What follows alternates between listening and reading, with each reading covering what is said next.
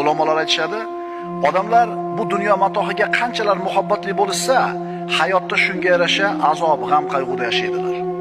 Oxiratda o'ylamasdan faqat dunyo matohi deb yashayaptimi? Muhabbati qancha qattiq bo'lsa dunyo matohiga, mayda-chuyda narsalarga qanchalar muhabbati qattiq bo'lsa, mashaqqati, azobi shunga yarasha bo'ladi. Shuning uchun birodar, saodatli bo'lmoqchimisan? Mayda narsalar seni sindirib qo'ymasin. Mayda narsalar bilan ovora bo'lib qolmagin. Mayda narsalar nima o'zi? Mashinasi chizilib qolibdi. Burayotdi, bufur chizilib qoldi. Siqiladiki, uyog'i yo'q. Hakkalasa bo'ladi, to'g'rimi?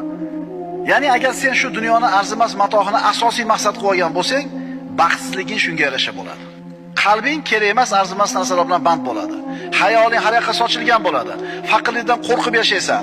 Zeb-ziynat orqasidan quvib yurib yashaysan. Ishchi o'zini xo'jayinini oldida qadri baland bo'lishini xohlasa, bu ishchining tashvishi xo'jayinning buyrug'ini amalga oshirish bo'lishi kerak.